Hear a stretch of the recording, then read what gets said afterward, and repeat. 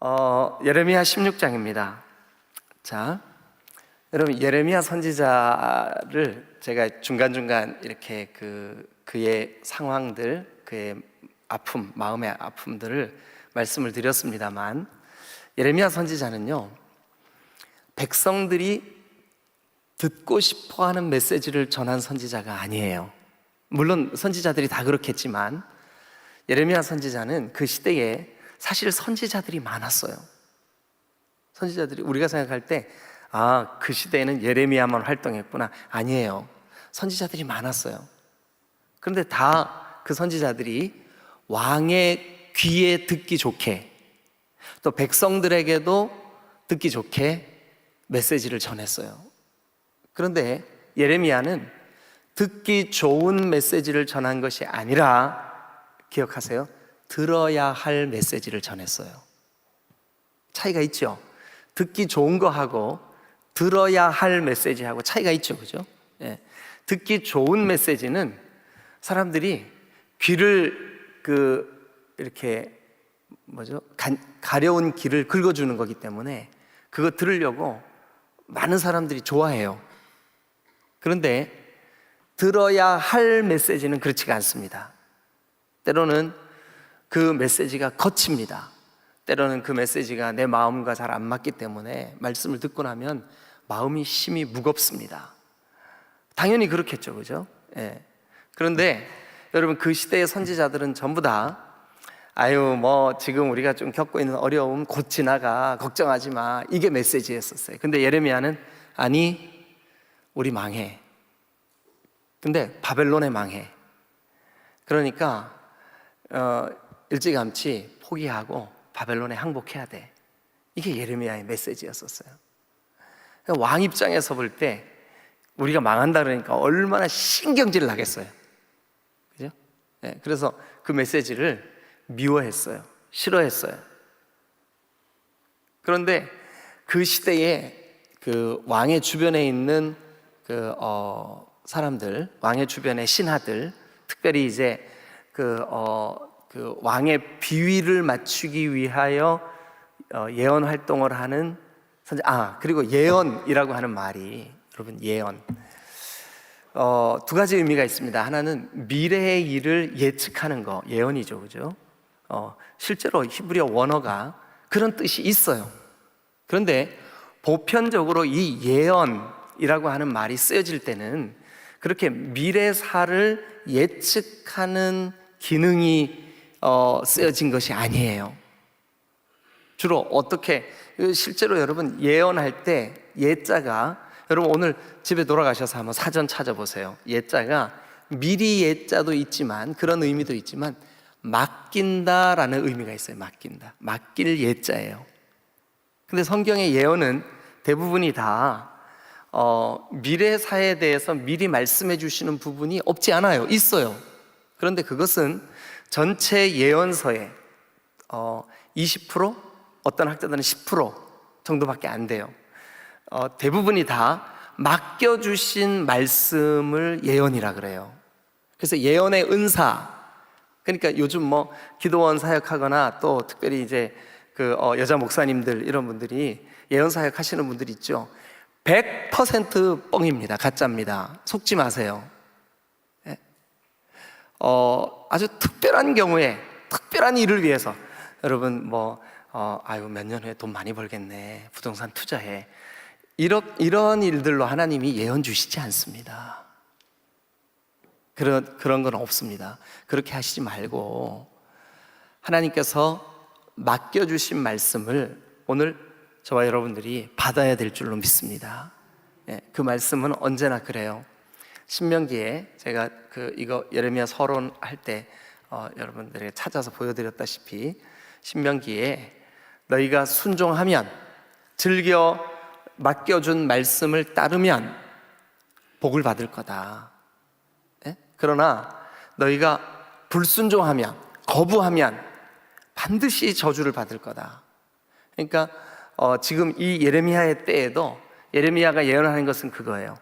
너희가 하나님의 율례와 법도를 버리지 말고, 우상 숭배하지 말고 하나님을 경외하고 따르면, 그거는 계속 있었던 그 율법이잖아요, 그죠? 이게 어느 날 하늘에서 뚝 떨어진 게 아니잖아요. 예레미야 시대 때만 주신 게 아니잖아요.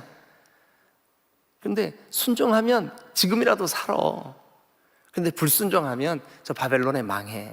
그러니까 이 긴 메시지 중에 바벨론의 망해, 요게 이제 미래사예요. 미래사, 미래에 대한 예언이에요. 요 한마디를 빼놓고 나머지는 다 순종해야 살아, 불순종한 거를 회개해, 하나님 기뻐하시지 않는 것은 너희들이 그냥 마음을 다해서 너희들도 기뻐하지 말아야 돼. 이거는 맡겨주신 메시지예요. 맡길 예자예요. 그런데 여러분, 종종 이 예레미야가 행동 예언을 한다고 말씀을 드렸죠, 그죠? 행동 예언, 어떤 행동을 통해서 하나님이 주시려고 하는 메시지를 전달하는 방법. 여러분 잘 아시다시피 호세아 어떤 행동 예언했어요? 고멜을 데려다가 아내를 삼았어요. 고멜은 창녀였었어요. 주의 종이, 선지자가 몸 파는 그런 여인, 그곳에 가서 그곳에 간다는 것 자체도 참 이게 얼마나 충격적인 일이에요, 그죠? 그런데 가서 고멜을 데려다가 아내를 삼아야만 했어요. 근데 이게 바로 메시지였었어요. 그 자체가 이스라엘 백성들이 하나님의 아내로서 어떻게 이렇게 남편이 호세아인데 그 호세아가 아닌, 하나님이 아닌 다른 것에 마음 빼앗기고 다른 것에 몸을 주고 막 그럴 수 있냐? 이게 행동 예언이죠. 여러분, 에스겔 선지자도 자기 아내가 죽었는데 하나님이 울지 마라. 그래서 그걸 행동으로 예언을 해요.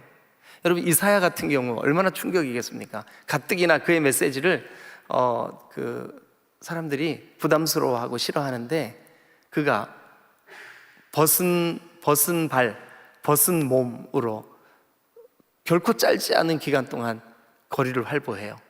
사람들이 다 미쳤다 그러죠. 그런데 사실은 그게 우리의 영적인 부끄러움을 알지 못하는 내 백성의 현재 영적 상태를 드러내 보여주기 위한 행동 예언이었었어요. 근데 예레미야한테도 행동 예언을 하라 그래요. 행동 예언이 오늘 3가지 정도가 나와요. 자, 행동 예언의 내용을 좀 살펴보겠습니다. 자, 먼저 1절부터 우리 몇 절까지 읽냐 하면 4절까지 한번 읽겠습니다. 1절부터 4절까지 다 같이 읽습니다. 시작. 여호와의 말씀이 또 내게 임하여 이르시되 너는 이 땅에서 아내를 맞이하지 말며 자녀를 두지 말지니라. 이곳에서 낳은 자녀와 이 땅에서 그들을 해산한 어머니와 그들을 낳은 아버지에 대하여 여호와께서 이와 같이 말씀하시오니 그들은 독한 병으로 죽어도 아무도 슬퍼하지 않을 것이며 묻어주지 않아 지면에 분투할 것이며 칼과 기근에 망하고 그 시체는 공중의 새와 땅의 짐승의 밥이 되리라. 읽으시면서 느낌이 어떠셨나요? 좀 비참하죠. 거리에 시체들이 막 나뒹구는데 치워줄 사람이 없어요. 그래서 짐승들의 밥이 되고 지나가는 사람들의 발에 밟히고 분토, 어렵게 생각하지 마세요. 똥이에요. 똥처럼 버려진다는 거예요. 그러니 너 결혼하지 마, 장가가지 마, 아내를 맞이하지 마. 만약에 네가 아내를 맞이해서 그 아내가 그리고 너의 자식들이 죽은 시체가 되어 거리에 나뒹군다고 생각을 해봐. 안 되겠지. 너 결혼하지 마. 그러면 이 행동 예언이 주는 메시지 내용이 뭘까요? 남유다가 이렇게 비참하게 망할 거야. 남유다가 이렇게 비참하게 망할 거야. 이게 예레미야에게 행동 예언하라고 말씀하신 내용이에요. 네? 어느 정도로 비참해요? 자, 4절. 그들은 독한 병으로 죽어도 아무도 슬퍼하지 않을 것이며 묻어주지 않아 지면의 분토와 같을 것이며 칼과 기근에 망하고 그 시체는 공중의 새와 땅의 짐승의 밥이 되리라. 여러분, 작년인가 재작년에 우리가 우크라이나 전쟁 때문에 특별 헌금해가지고 보낸 적 있었죠. 기억나세요? 우리가 그때 언제였었죠? 하여튼 50주년 그때 특별 헌금 했나요? 하여튼 그 우리가 교회에서 뭐 새벽 예배 때도 특별 헌금하고 해서 모아가지고 우크라이나를 보낸 적이 있었어요. 근데 그때 우리가 보냈던 선교사님이 지금 우리 교회에서 함께 후원하는 한재성 선교사님인데, 그분이 드디어 우크라이나로 들어갔어요. 그래서 전에 살던 집 거기 갔더니 물론 이제 아는 사람들이긴 한데 교회 성도들이 26명이 모여가지고 자기 집에 와서 살고 있더래요. 예, 전쟁 끝나고 나 우리 집에 가야지 하고 갔는데 가보니까 자기 집에 사람들이 득실득실해. 보니까 자기 교회 성도들이 피난 가다가 갈 데가 없으니까 선교사님 집에 들어와서 문 따고 사는 거예요. 그 먹을 거 다 먹고 사는 거예요. 그런데 너무 감사하더래요. 오갈 데 없는 사람들이 그렇게 자기 집에 와서, 그것도 이거 우리 선교사님, 우리 목사님 집이야. 그러니까 우리 들어가서 살아도 돼. 그래가지고 들어와서 살더라는 거예요. 여러분들도 종종 저희 사택에 와서 사세요. 네.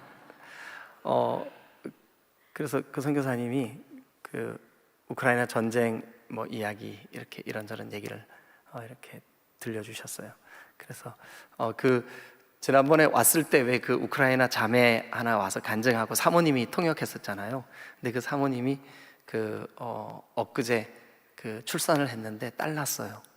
네, 그래가지고 이제 한국에 몸조리 하러 잠깐 와 계시는데, 아마 8월 말이나 그때까지 뭐 출생 신고도 하고 몸조리도 마무리하고 이러고 이제 나가실 계획인데, 우리 교회도 한번 오시라고 제가 초청하겠습니다.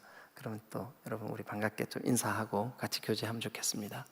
우크라이나에서 전쟁이 일어났죠. 전쟁이 일어나면 가장 무서운 게 뭐냐 하면 언제 어떻게 내가 공격을 당해 죽을지 몰라요.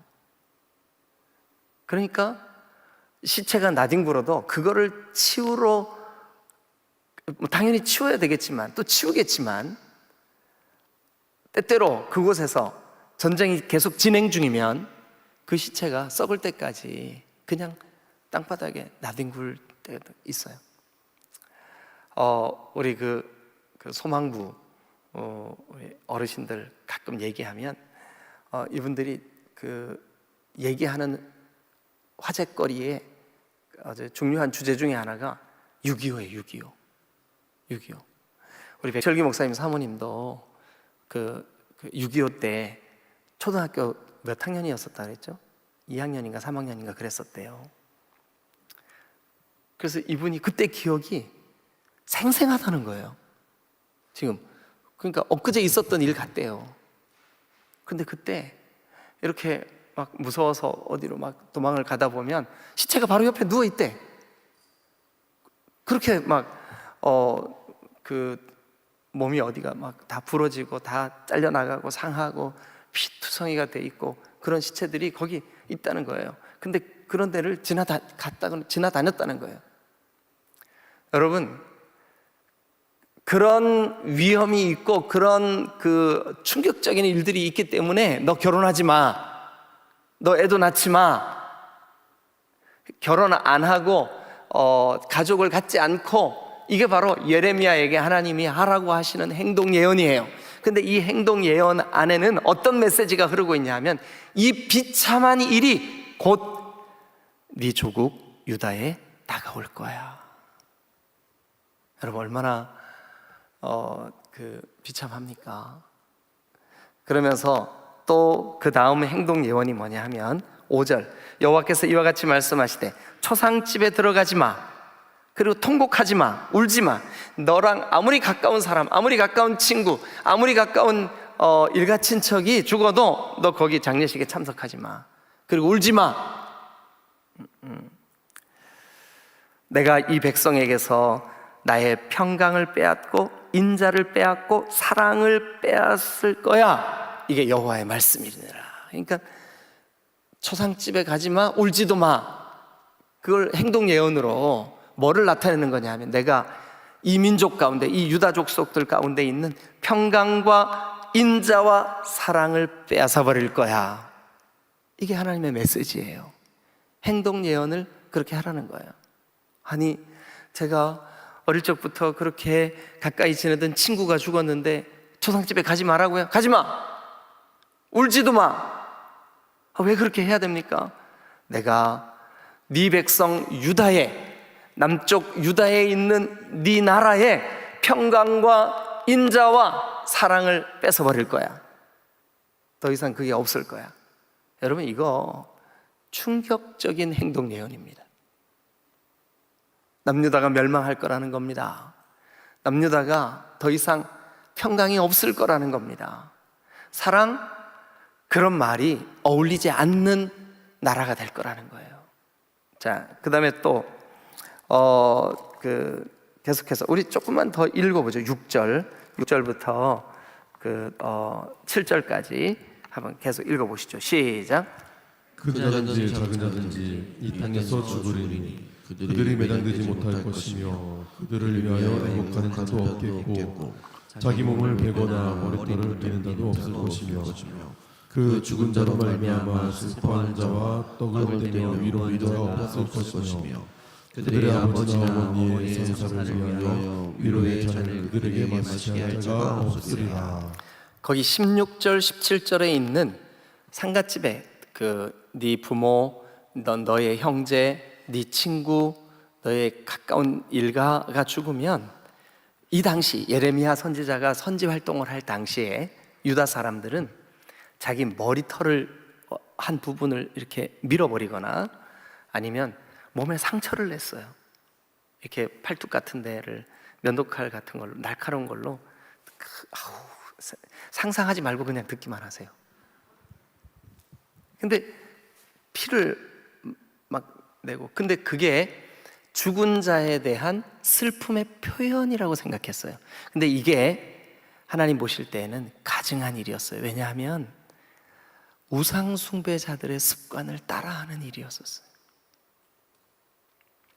하나님이 이런 모든 영적인 분위기, 그리고 이 예레미야가 예언 활동을 하는 요시야 왕 말기부터 여호아하스, 여호야김, 여호야긴, 시드기야 왕 때까지 요 짧은 한 15년에서 20년 그 기간 동안 하나님의 마음을 너무 아프게 하는 일들을 유다가 너무 많이 저질렀어요. 그래서 예레미야 보고, 예레미야야, 너 상갓집에 가지 마.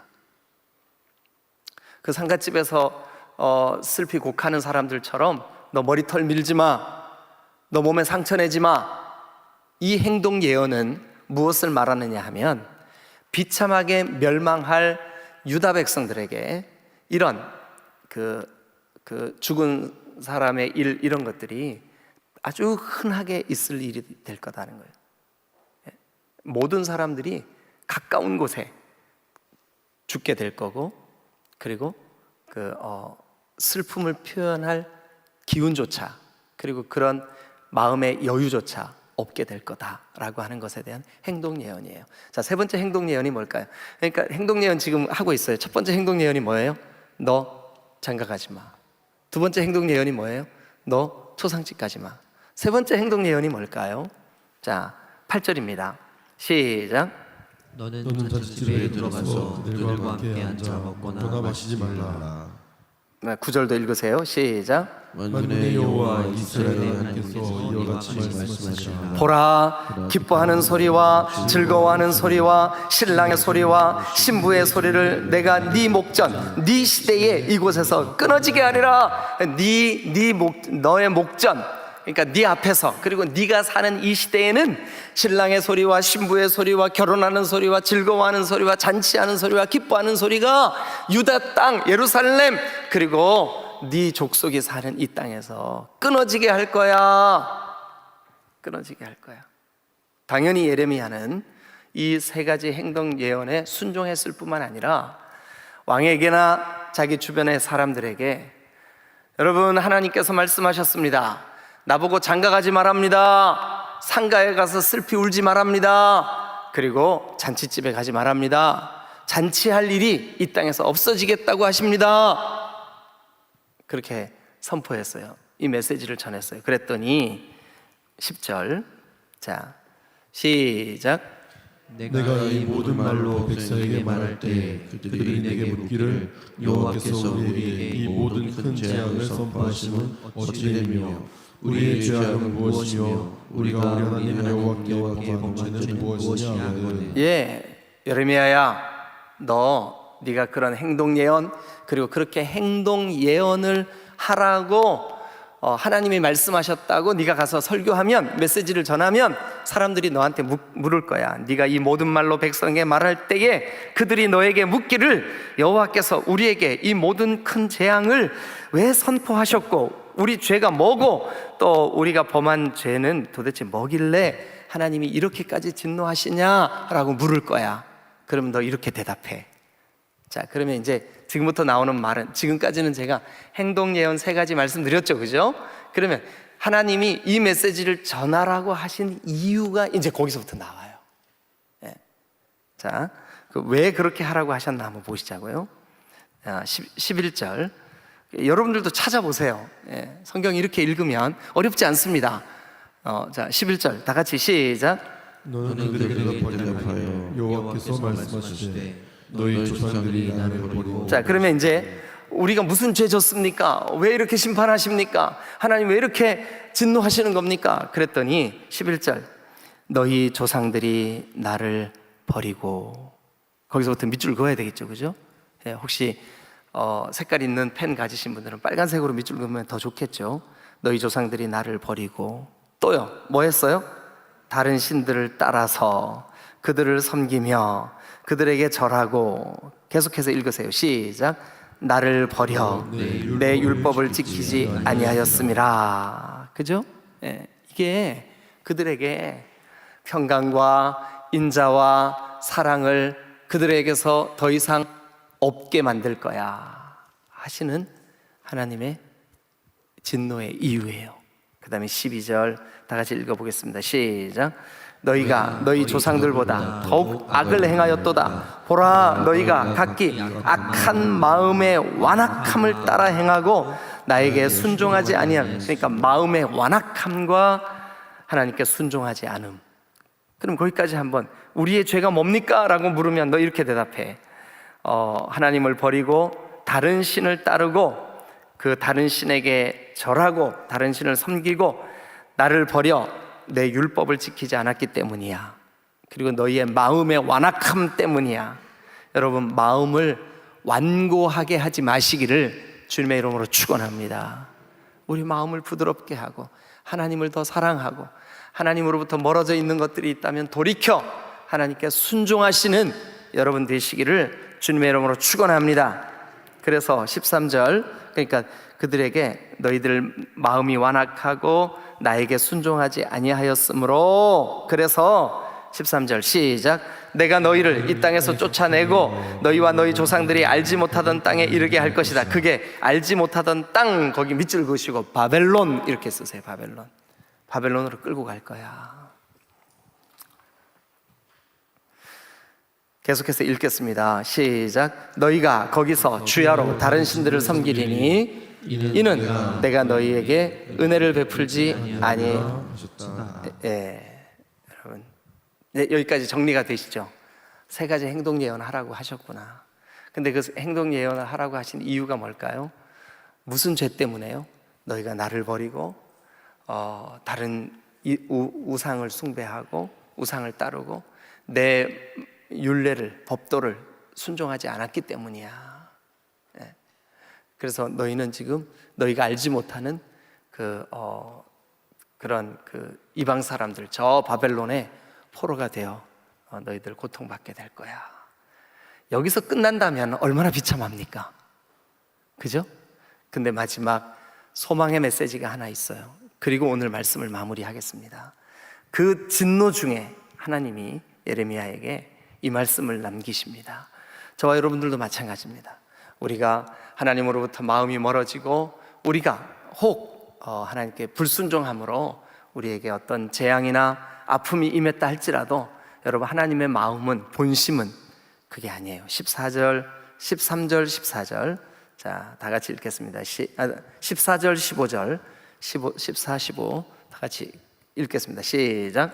여호와의 말씀이라. 그러나 보라, 날이 이르리니 다시는 이스라엘 자손을 애굽 땅에서 인도하여 내신 여호와께서 살아계심을 두고 맹세하지 아니하고 이스라엘 자손을 북방 땅과 그 쫓겨났던 모든 나라에서 인도하여 내신 여호와께서 살아계심을 두고 맹세하리라. 내가 그들을 그들의 조상들에게 준 그들의 땅으로 인도하여 드리리라. 자, 여러분 앞부분은 어때요?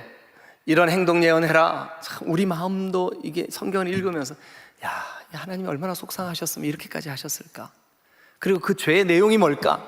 하나님을 불순종하고 하나님의 말씀을 버리고 하나님으로부터 멀어진 때문이구나. 그러나 하나님의 본 마음은 14절과 15절. 자, 14절 봅니다. 여호와의 말씀이니라. 그러나 동그라미 쳐서요. 요 그러나가 역접. 그러니까 거꾸로죠. 거꾸로 역. 그 축구 역전됐대. 네. 어제 축구 어떻게 됐어요? 졌어요? 몇 대 몇으로 졌어요? 2대 0으로? 1대 0으로? 졌구나. 근데 이제 축구를 하는데 그 역전시켰어요. 그때 쓰는 접 이렇게 연결됐다는 거죠. 그러니까 반대로 연결됐다는 거예요. 요런 그러나를 뭐라 하냐면 역접 접속사 이렇게 말합니다. 우리 신학교 다니시는 분들은 헬라어 히브리어 시간에 그러나 역접 접속사 배우죠, 그죠? 네, 배워요. 근데 그 역접 접속사는 앞부분이 책망, 심판, 저주, 하나님의 진노 거기에 대한 역접 접속사면 뒤에 나오는 그 다음에 나오는 말은 뭘까요? 회복, 은혜, 하나님의 도우심이에요. 근데 여기 지금 예레미야의 16장에는 앞부분이 지금까지 우리가 말씀 나눈 행위 예언 내용이 뭐였었어요? 심판, 멸망, 책망 이런 거였었다고요. 그런데 요 그러나가 14절에 있는 여호와의 말씀이니라. 그러나 보라 날이 이르니 그 그러나가 역접 접속사예요. 그러니까 이 역접 접속사는 앞으로 뭐가 있겠다는 거죠? 소망, 하나님의 긍휼, 인도하심 그게 있겠다는 거예요. 역접이니까. 그죠? 그래서 그 역접 접속사를 따르고 있는 내용이 뭘까요?